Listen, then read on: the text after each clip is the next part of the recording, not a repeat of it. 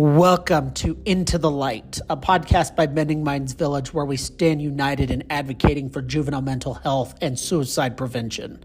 I'm your host, Caden, and we're going to embark on a journey of awareness, understanding, and resilience. At Mending Minds Village, we believe in the transformative power of conversation. We believe in shedding light on the challenges that our youth are facing and fostering a community of support for our children.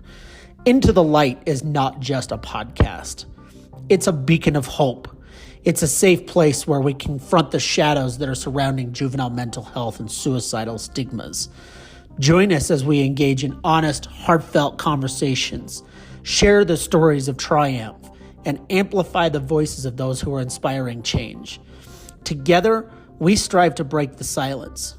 We are erasing stigmas and igniting a movement for suicide prevention. This podcast isn't just about shedding light on our struggles. It's about guiding our youth into a future where their mental health is prioritized and where they can find strength, understanding, and unwavering support. So grab your headphones and join us on Into the Light, because at Mending Minds Village, we believe that with every conversation, every single story shared, and every heart touched, that we will bring a little more light into the world of juvenile mental health.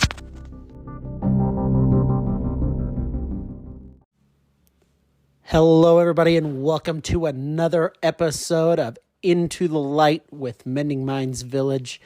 As it said in the intro, I am your host, Caden, and today we've got a topic that has been requested by a few different listeners as well as some clients of ours. And so we've got an interesting topic for you today. We wanted to jump right into this podcast with some diagnoses and some disorders that you can expect to, run into out there in the general public. So today's podcast, we're going to cover PANS or PANDAS and DMDD. And with DMDD, you all know that we have a daughter diagnosed with that. So we're hoping that that little section of it will help you understand a little bit about what she's going through and what we're dealing with as parents, and give you a little bit more information on that disorder. So, we're going to get into that. We're going to explain a little bit how PANDAS or PANS, which is really the same disorder, just a couple of differences, and DMDD are very similar in their diagnoses and very similar in the way that they present themselves, but also, very different disorders. And I think that you're going to be able to see that yourselves as we go through this. So we're going to jump right in here. We're going to talk about DMDD first, and then we'll jump into PANS or PANDAS. So if you were listening to this episode hoping that you would hear PANDAS first, stay with us, because I promise you're going to see a lot of similarities between the two. So before we get into the diagnosis with DMDD, first let me tell you what that stands for, and then we're going to talk a little bit about Aspen's story and how this whole organization and our whole plan came to be. And then we'll jump into some more information on DMDD. So DMDD stands for Disruptive Mood Dysregulation Disorder. And that's a mouthful, so listen to it one more time. Disruptive Mood Dysregulation Disorder. When you hear that, I want you to think inside yourself what that would look like as we go through this story. And then you can really kind of put that piece together and see for yourself if you were on the money with that. So when we talk about Aspen's story, we start at about 5 years old, and we didn't know what DMDD was. We didn't know what ODD was. We knew that there was some, mood disorder, that there was some kind of mood disturbance that didn't make any sense, certainly didn't make sense to Aspen. And it could be over cereal being on the floor. It could be over the blanket being the wrong texture or the wrong feeling. It could be over something very, to us, very minor. But to her understanding and to her brain, it was the worst possible thing in the world. And what happens when that kicks in is we're able to process that disruption, and we are able to process that understanding. A child and even an adult with DMDD does not have that processing. They don't have the ability to stop and think through what's going on and kind of break down that emotion. And so she would get very overstimulated very quickly over what we, would appear to outside world as very minor or minute.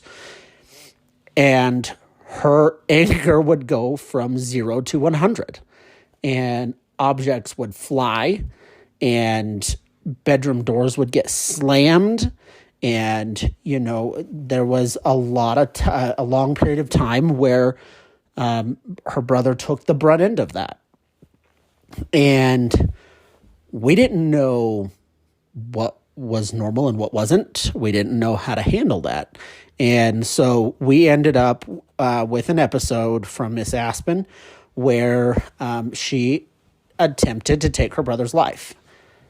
And I want you to imagine that your 5-6-year-old child going after your then 3-year-old child, and you don't know how to help. You don't know what is happening. You don't know. You're trying to then decide between your two children who has to be saved, and how to split them up, and how to kind of divide the roles in that case, and what you can do about the situation. And it was terrifying. We didn't know.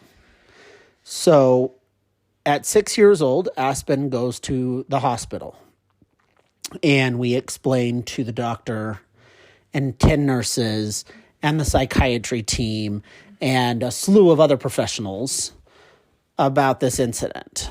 And Aspen tries to explain to them this incident. And there was really nothing that they knew how to do, or nothing that they could do on the first go round.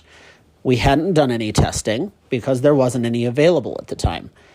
And that is still an issue today at that age. At 5 and 6 years old, there's still very, very minimal, if any, testing available. And so we just get told we don't know. We don't know how to help you. She's too young for any other services. You need to go home. And that was not the answer that we were looking for, but we took her home. We try and get through, and we're able to kind of process things through for about a 2-week, 3-week window. And then again, another episode, another outburst, another, massively violent episode happens. And so we go right back to the hospital because we don't know how to help. We go back to the hospital. We see the same kind of team, but different people, but the same team. And at that point, they decide that, we need to get Aspen into therapy. So we get Aspen into therapy. And, at 6 years old, going on 7, the therapist doesn't know how to handle that. They try play therapy. They try playing in the sand and explaining how emotions look. And at that point, her brain doesn't comprehend emotion. We're a few years into this, and she still is processing emotion. She doesn't understand even as far as we've come. And so we back and forth with therapists and with counselors and with psychiatrists trying to diagnose. We do our first round of testing at 7 years old. At 7 years old, they diagnose her with ADHD, or ADD, and ODD. ODD being oppositional defiance disorder. Oppositional defiance disorder and disruptive mood dysregulation disorder are very similar, and as is PANDAS or PANS, but ODD is more defiance of the leadership of parents, of people like that are around the child. It's not a mood switch. It's not an unstabilized mood. It's not emotional dysregulation. It's straight up defiance and pushing the boundaries and pushing the lines. And that just didn't make sense for Aspen. Some of the time, yes, but we later found out why that was, and DMDD explained that to us. But so we move on, and in about 3 months, 4 months of more therapy, more testing, we have another serious episode where we have another attempt on brother's life. And with that attempt was very, very close, within a matter of seconds. If we would not have intervened when we did, he would not be here to tell his side of the story. And so we rushed to the hospital, and brother's fine, brother's breathing and alive, and he's recovering and doing well. But then we have one of the scariest conversations that you would ever have with a then 7-year-old child, where she explains to the psychiatrist, to the therapist, and the doctor, who happened to all be in the room at the same time, that she meant to do it, that she intended to kill him, and if she goes home, she will. And we looked at the doctor at that point, and we said, then we need to find some other options for placement outside of the home. We've got to find somewhere to keep them both safe from each other. And so then we are introduced to Wasatch Canyon's Behavioral Hospital. And that is the scariest place that you can possibly go with a child, next to the Utah State Hospital. The inpatient facility there, the staff is amazing. And they heard our questions. They heard our complaints. They heard our anxiety. And so she did a 10-day stay at 7 years old. And during that 10 days, they finally had a therapist sit down with her and listen to what she was saying and listen to her behaviors that are happening while she's there. And that is the first time that we learned the diagnosis of dysregulation disorder. And it clicked, the way they explained it and the way that I'm going to explain it to you so that you understand the symptoms and how it's diagnosed. It was a big deal. And so we finally get an explanation that makes sense. We start on medications, and that took a little while to get that balanced out. It took about a year of going through different medications. Over a year's time, we had 6 inpatient stays.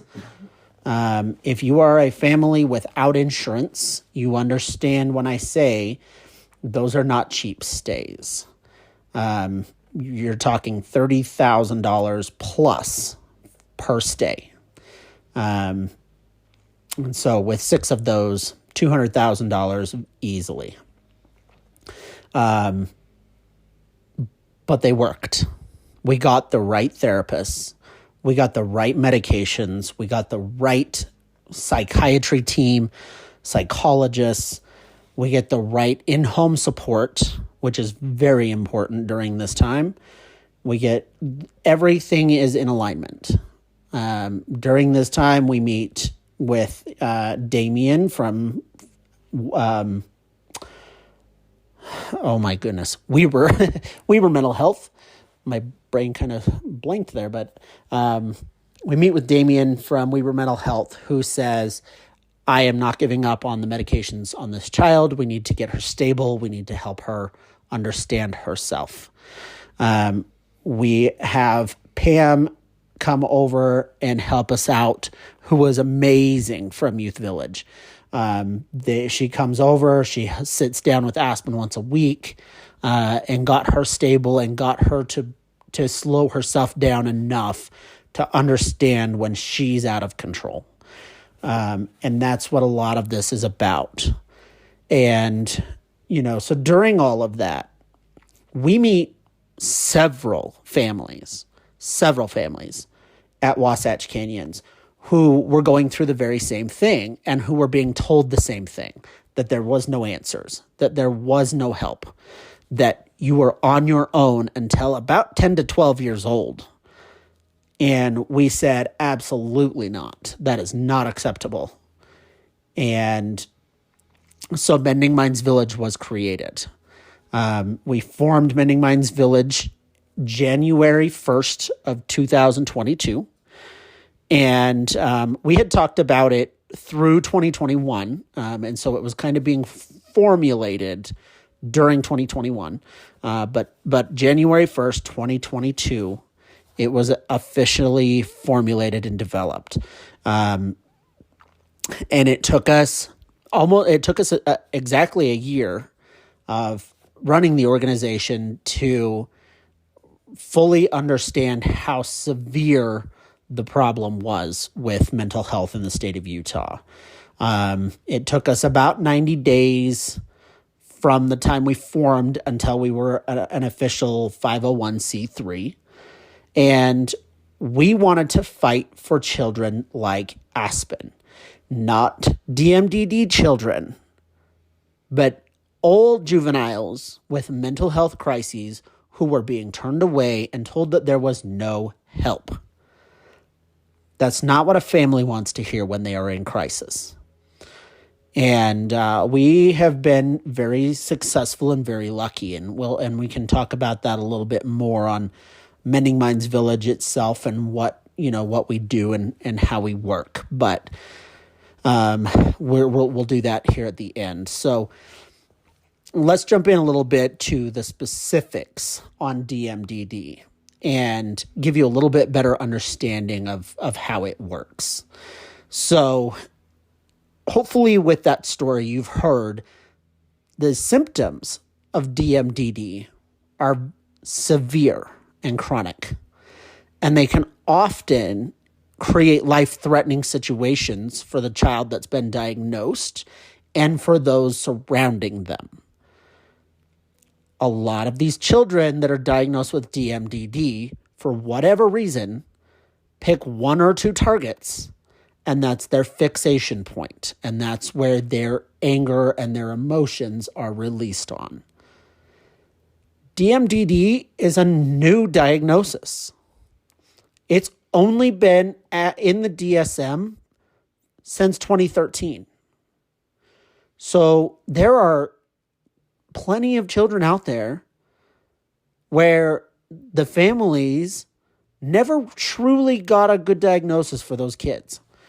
And there are some that we talk to now that are, into their teens and early adulthood that are like, oh my gosh, if I would have known that that was the diagnosis, I would have treated my child so much differently. Since 2013, they've been trying to develop the correct testing. To diagnose a DMDD patient, they will have severe and recurrent temper outbursts multiple times a week, multiple times a day in some cases. But those outbursts that they have, those emotional moments, are grossly inconsistent with the situation that they are responding to. If we drop our cereal, it sucks, but we can move on. A child with DMDD who really wanted that bowl of cereal, it could be the difference between them going to school and going to the hospital without medication. A lot of those situations happen at home but some do occur in school or just in general in the public. We had a lot of incidences with Aspen where Aspen would barricade herself in the classroom and with students in the classroom. And that's not a phone call that you want to get as a parent. Police can be involved if the outburst gets bad enough. EMTs in the hospital very likely will get involved. We've had Aspen with the ride with the ambulance once on an outburst, and that was pretty serious. The diagnosis for those kids has to take place before the age of 10 to be classified as DMDD. After the age of 10, it becomes a diagnosis more along the lines of DMDD or of ODD or like a bipolar disorder or split personality disorder, that kind of thing. It can be diagnosed as early as 6. And that's a recent development. So in the last 3 to 5 years is when that's been developed. And so during the time of, the beginning stages with Aspen, there was no testing. We had to wait until she was 7, nearly 8, before we got that actual diagnosis. There is no current testing approved for juveniles younger than 6 or older than 18. DMDD is classified as a mood dysregulation disorder as well as a depressive disorder, according to the DSM. And if you understand some of the symptoms of DMDD, you will understand why it is a depressive disorder. It is, it can be highly isolating. It can be, really confusing as to why I'm so angry and why I cannot control myself. Symptoms of DMDD include severe anger outbursts that are not consistent with the situation, physical violence and aggression towards those closest to them, friends, siblings, parents, grandparents, somebody that they are extremely close with. It causes issues with daily living. It causes them to be unable to do regular daily living things. Brushing their hair can be an absolute chore. Getting them to sit down to a meal because, again, it's very similar to autism in the fact that they cannot stand certain textures, smells, tastes, things like that. Very similar to ADD in the fact that they are not able to focus. They're not able to learn in school very well. And especially not without assistance. And then when they do get into those overwhelming moments, they have defiant and hostile behavior towards those that are around them at that moment. And so that would be why when you're first going through it, you may get an ODD diagnosis because, a lot of the people that they're closest with are the parental figures, grandparents, somebody that's more in that leadership role. DMDD patients, for the most part, are going to be neurodivergent. There are rare occasions where they are neurotypical, but it is most common to see neurodivergence. They may have other diagnoses at the same time. So, like Aspen is diagnosed with ADD and DMDD. And that puts her very, very close to the autism scale without an autism diagnosis. And so you may be thinking, well, my God, if all of that is true, then how do you treat it? How do you handle it? DMDD is a lifetime diagnosis. This will be an issue for her and for all children diagnosed with DMDD for their lifetime.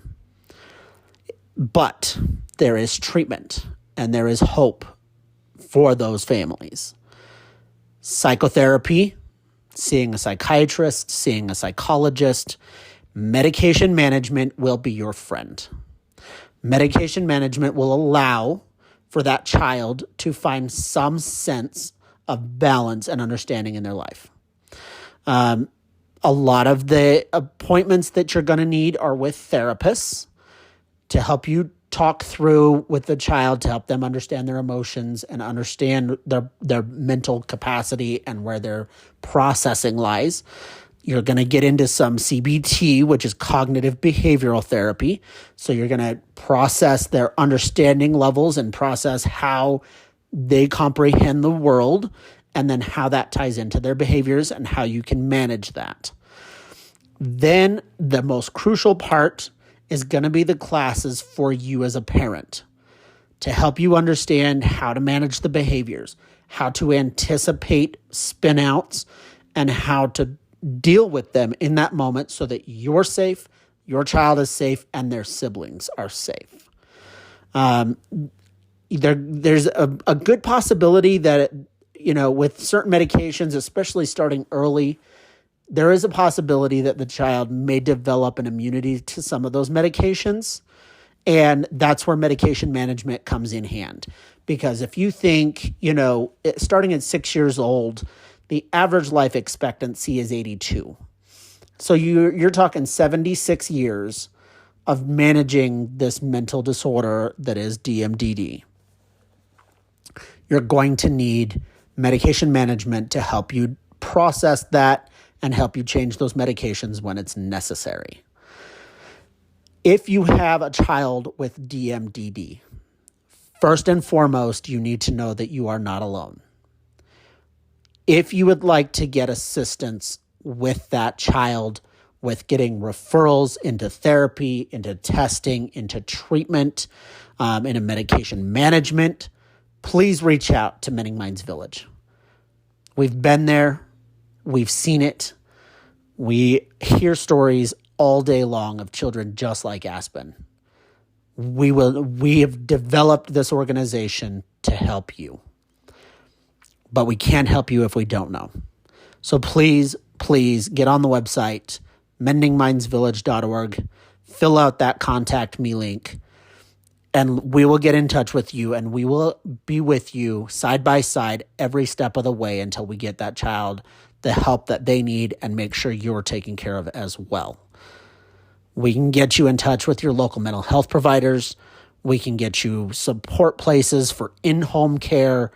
We've got referrals, we've got resources that we can give you that will give you a little glimmer of hope in those horrible moments.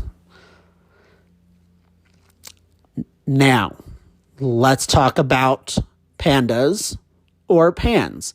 Both of the disorders are very similar. They're exactly the same diagnosis with one key difference, but they're under the same category.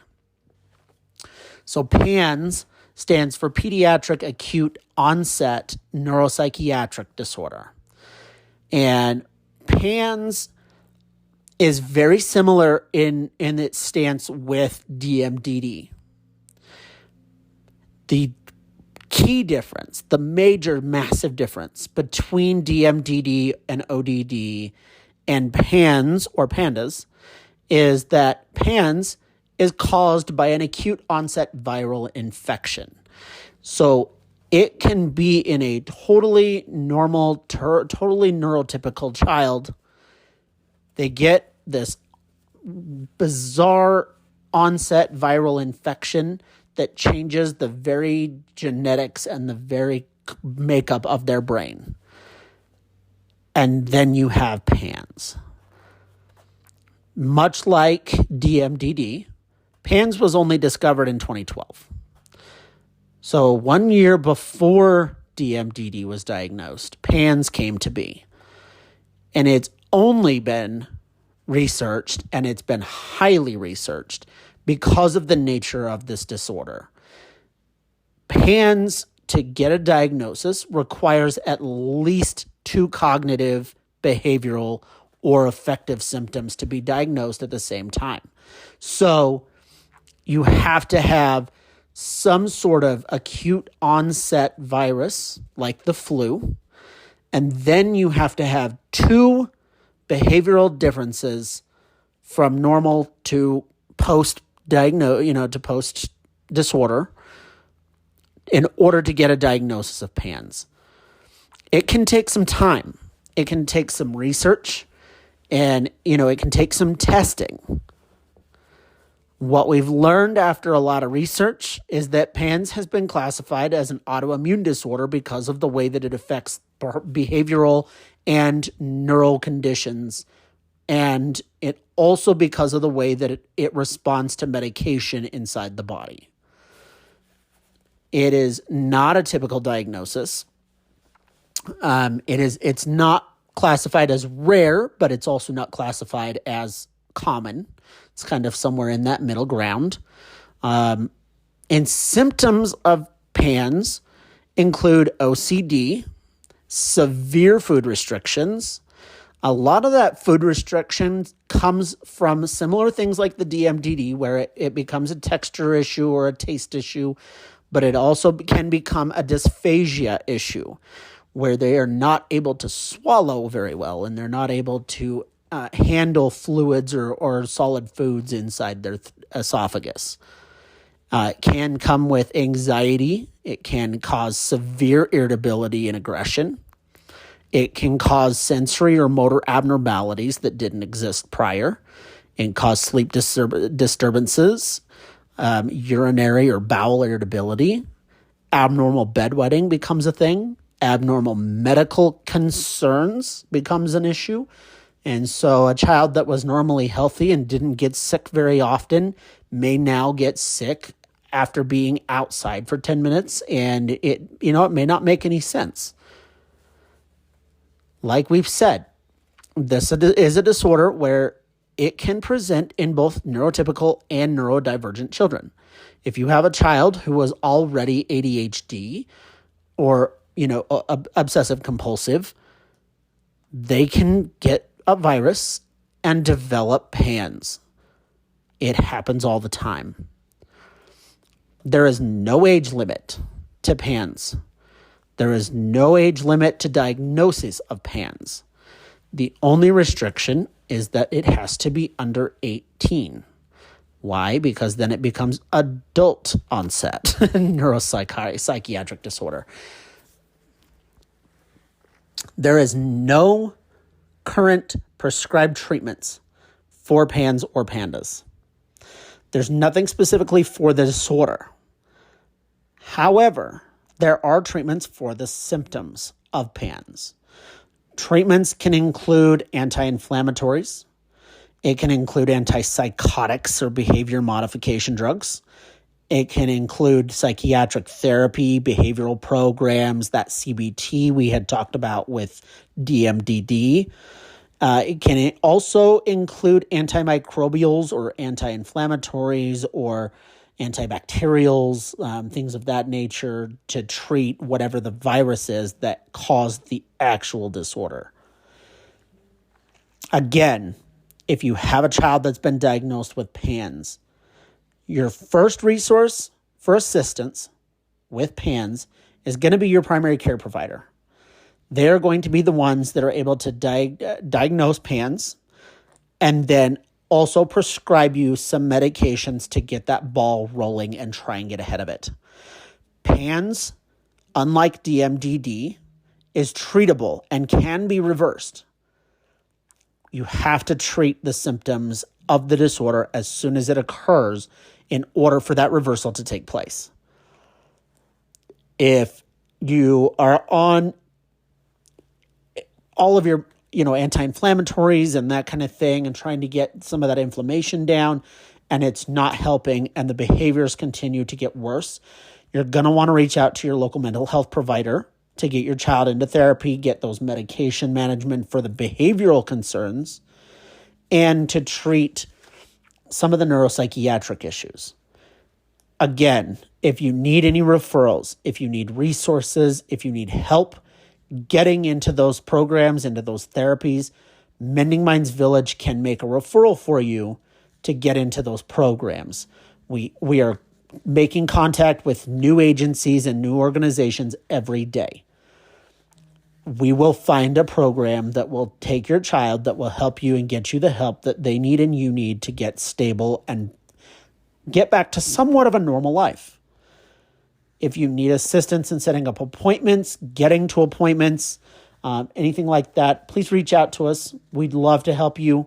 We'd love to give you more information and get those resources to your family, because we understand. We know that it is chaotic, and the last thing you want to be stressing about is how in the world are we going to get all of this that we need.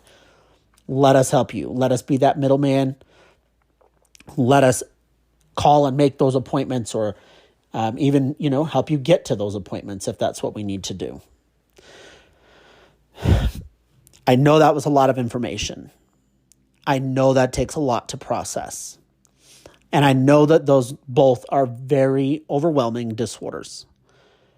Again, we are here to help you process that and get you the resources that you need. Mending Minds Village is an advocate for all mental health related disorders. We do everything we can for all mental health issues to get you the help that you need.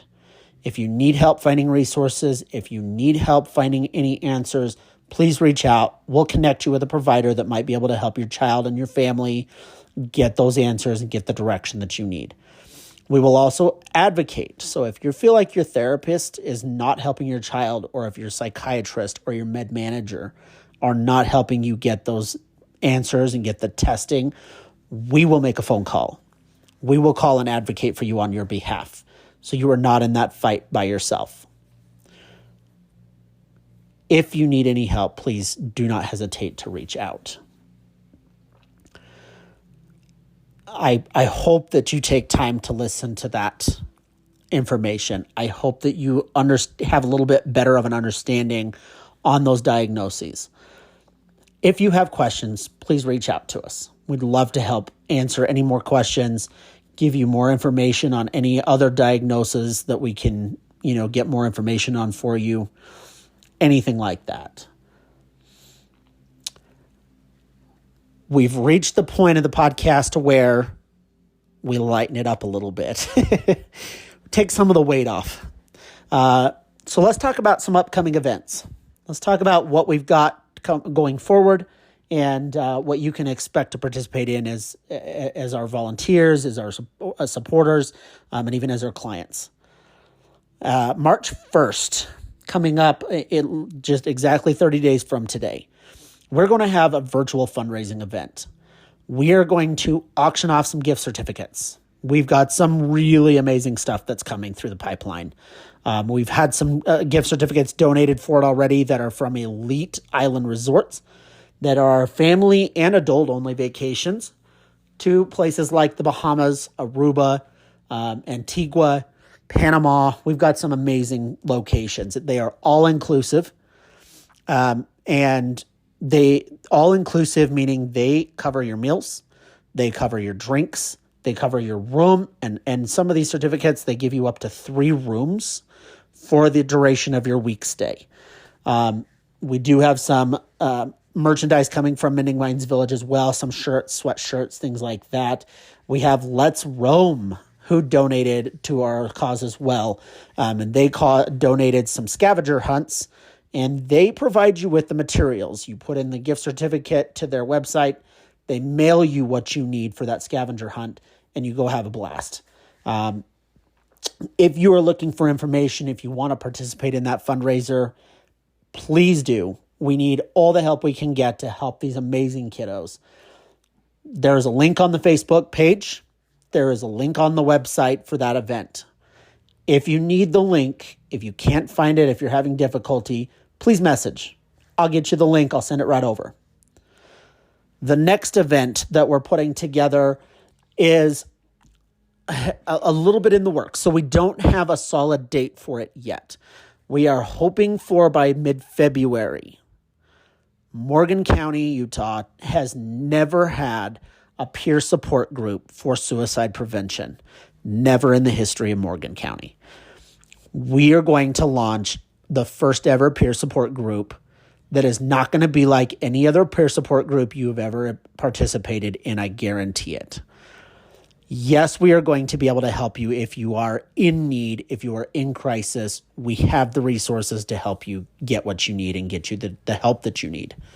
But If you are a survivor, if you are a family member who has lost someone to suicide, if you have contemplated suicide, please come be a part of this peer support group. We're going to have games. We're going to have amazing friendships. We're going to bring snacks, and we're just going to spend time creating those relationships that each of us needs. We will announce the date of that as soon as we have it available, and it will be a weekly event. We will be holding it weekly, so you have somewhere to look forward to go at least once a week. We know that as survivors ourselves, some of the best ways that we got through our situations was to have something to look forward to. So that's what we're creating with that program. So please look on the website. Please look on the Facebook page. Look on TikTok. We will be posting information about that group as soon as it's made available. The next event that we have coming up is a tentative date. We're waiting on confirmation from the high school. Tentatively, we will be hosting Morgan County's first ever Walk for Life Community Suicide Prevention Walk. At that event, we are going to be bringing in vendors. We are going to walk the track, and we are going to be bringing in speakers, and we are going to do our best to raise money to advocate for those who are going through either having lost somebody or having attempted suicide themselves. If you are interested in being a sponsor or a volunteer for that event, please reach out to me again, mendingmindsvillage.org, or on Facebook at Mending Minds Village. Both of those ways, you can come and participate in it. You can help us put up the flyers. You can help us put up the signs. You can help us put up the tea bags that we're going to put up and light up the track. There's plenty that needs to be done, and we need all kinds of help. If you're interested in sponsoring that event, we are also looking actively for sponsors. Please reach out to us. We'll let you know what we need. We'll let you know what the sponsorship levels are, and hopefully we can make a great partnership. As soon as we have the details of that confirmed, it will again be on the Facebook page or on the website or on TikTok. There will also be a press release because this is the first ever event like this in Morgan County. There will be a press release on this event. You should be able to see it in the news. We are also looking for guests to be on the podcast. If you would like to come on here and join us and talk about mental health and how you support mental health and how you support suicide prevention, please reach out to me. I'd love to have you as a guest on the show.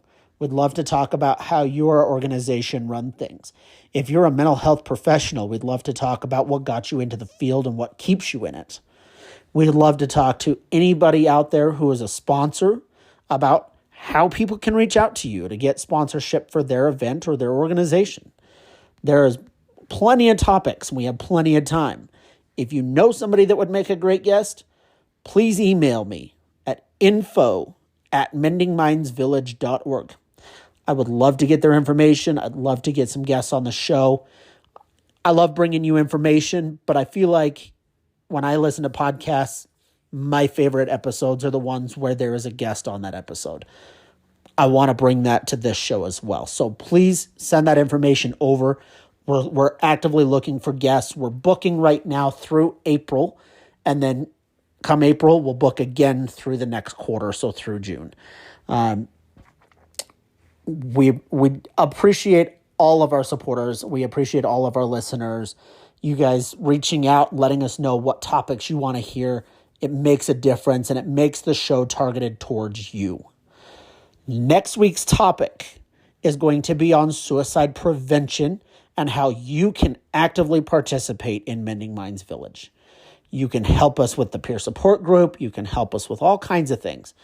And you can help yourselves. You can help your local communities. We're going to dive into that in the next podcast episode. Again, thank you so much to everybody who listens, to all of our supporters, everybody who reaches out as a client. We could not run this organization without you. It would just be an organization. It would just be another name. Because of you guys, we have developed an amazing organization, and we're not done yet. We've got a lot of growth and a lot of exciting things coming in 2024. We're excited about where we're headed. We know that because of Mending Minds Village, there are families out there that have gotten hope and gotten some answers and gotten the right direction. And we're excited to see that for the years to come. We need you to help us keep it going and keep it growing. So please continue to share, email, discuss Mending Minds Village at work, at school. You never know who you could give information to that may turn into our next client or supporter. It helps us get the exposure, and it helps us create more programs and know what's needed to support you as a client. So please continue to talk and spread the information. We love talking to new people that have heard about us. Again, thank you to everybody who listened, who supported. Thank you for being here on this episode. I know this was a little longer than we had anticipated, but those were some pretty big diagnoses, and we wanted to make sure that you had time to really get to know what they look like, what the differences and the similarities are of them. And I hope you learned something new today that you can, apply to your own life and your own children.